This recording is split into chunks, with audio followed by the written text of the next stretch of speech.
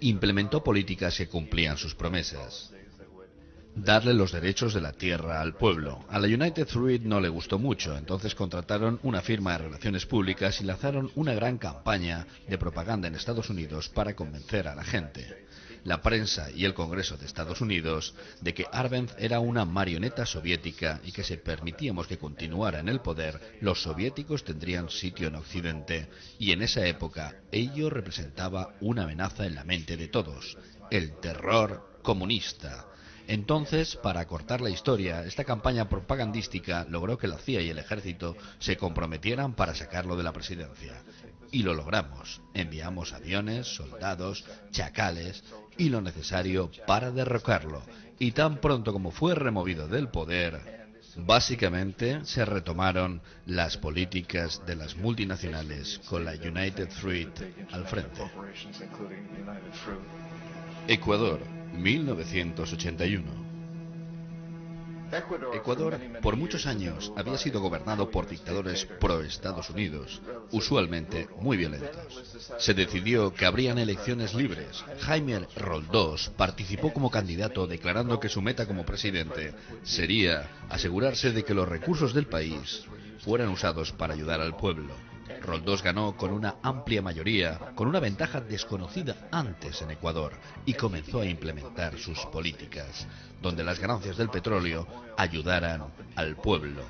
Bien, en Estados Unidos no recibieron la noticia con gusto. Fui enviado con otros sicarios para entrenar a Roldós, para corromperlo, para cambiarlo, haciéndole saber que se podría hacer muy rico con su familia si seguía nuestro juego. Pero si continuaba con esas políticas, tendría que irse. Pero no atendió nuestras razones y fue asesinado.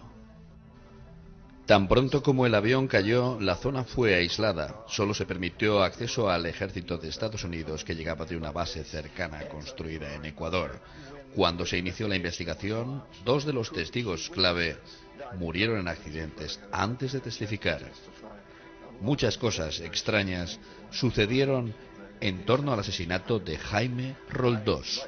Quienes investigaron el caso no dudan que fue un asesinato y, por supuesto, en mi posición de sicario económico, pude sospechar que algo le sucedería a Jaime, fuera un golpe o un atentado, pero él sería quitado porque no era un político corrupto.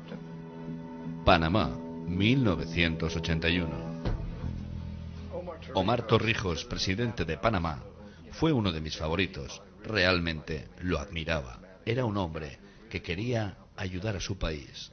Cuando trataba de sobornarlo, él solo decía: mira, John, me llamaba Juanito, mira, Juanito, no necesito el dinero, lo que realmente necesito es que mi país sea tratado justamente.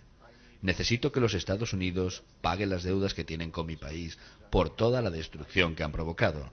Necesito estar en una posición y ayudar a otros países latinoamericanos a ser independientes y liberarse de esta terrible injerencia del norte que ustedes han ejercido todo este tiempo.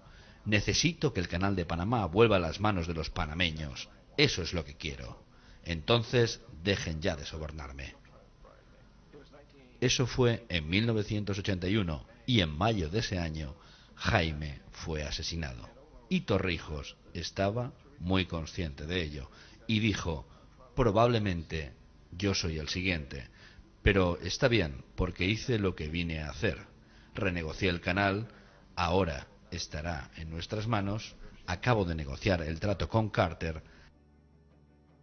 En junio del 81, solo 2 meses después, él también murió en un accidente aéreo, el cual sin duda fue ejecutado por mercenarios, apoyados por la CIA. Hay evidencia de que uno de los agentes le dio una grabadora al presidente mientras abordaba el avión con una bomba.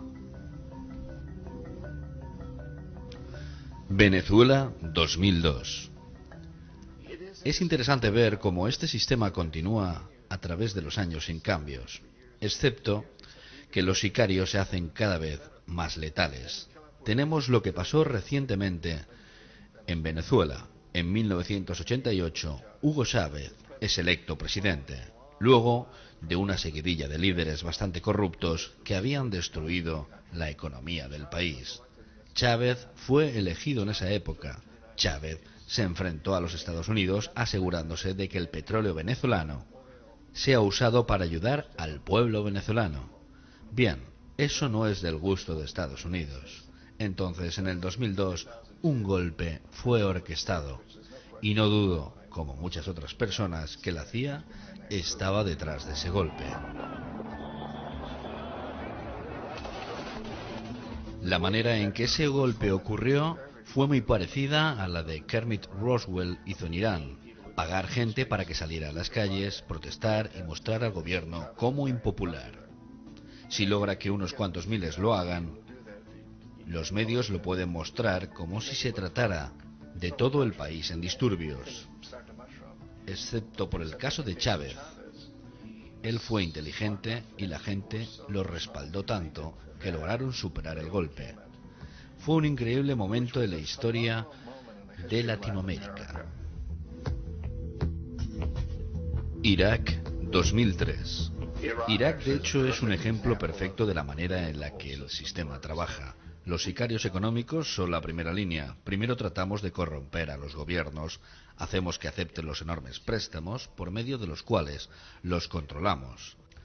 Si se falla, como lo hice en Panamá o en Ecuador, con Torrijos o Roldós, quienes ambos rechazaron los sobornos, entonces empezamos una nueva línea con los chacales, quienes derrocan los gobiernos o asesinan líderes. Luego se instala un nuevo gobierno, donde nosotros dictamos las políticas, porque los nuevos líderes saben que deben de obedecer. Ese es el caso de Irak. Ambas estrategias fallaron. Los sicarios económicos no lograron acercarse a Saddam Hussein. Tratamos de que aceptara un trato parecido al que tenemos con los Saud en Arabia, pero no lo aceptaba. Entonces enviamos a chacales para asesinarlo y no lo lograron. Su seguridad era muy buena. Después de todo, él había trabajado para la CIA y también fue contratado para asesinar al anterior líder de Irak, pero falló. Sin embargo, conoció el sistema. Entonces en el 91 enviamos a las tropas y vencimos a la armada iraquí. Entonces, en ese momento, asumimos que Saddam Hussein iba a cambiar de parecer. Pudimos haberlo eliminado, por supuesto, pero no queríamos perder su liderazgo. Pensamos que él podría controlar a los kurdos, mantener a los iraníes fuera del país y seguir abasteciéndonos de petróleo. Los sicarios económicos volvieron en los 90 y volvieron a fallar. De lo contrario, él aún gobernaría en su país. Le venderíamos todo el armamento que pidiera, pero ellos no soportaron fallar de nuevo. Los chacales no aceptaron hacerlo de nuevo, entonces enviamos al ejército para completar el trabajo. Lo derrocamos y en el proceso creamos contratos de construcción muy lucrativos para reconstruir un país que habíamos destruido, lo que es muy lucrativo si se tiene una empresa constructora. Entonces, Irak muestra las tres etapas: los sicarios económicos que fallaron, los chacales que fallaron y la última medida: el ejército es enviado. Y así creamos un imperio mundial. Pero lo hicimos muy sutilmente, uno clandestino. Todos los imperios anteriores se crearon militarmente y todos los pueblos sabían de su expansión. Los británicos, franceses, romanos, griegos estaban orgullosos de ello y siempre tenían una excusa: cómo civilizar o propagar su religión. Y todos sabían que era el imperio. Pero nosotros no. La mayoría de los americanos no tienen ni idea que han recibido los beneficios de un imperio clandestino, que en la actualidad hay más esclavitud en el mundo que en ninguna otra época anterior. Si esto es un imperio, ¿quién es el emperador? Obviamente, los presidentes de Estados Unidos no lo son. Un emperador no es elegido para un periodo y no está bajo las órdenes de nadie. No se puede describir así a los presidentes, pero tenemos el equivalente del emperador. Y es lo que yo llamo la corporatocracia. La corporatocracia es liderada por individuos que manejan las grandes compañías y que realmente actúan como el emperador de este imperio. Ellos controlan los medios de comunicación directa o indirectamente. Por medio de la publicidad, controlan a los líderes políticos en su mayoría. financiándoles las campañas a través de sus corporaciones o contribuciones personales.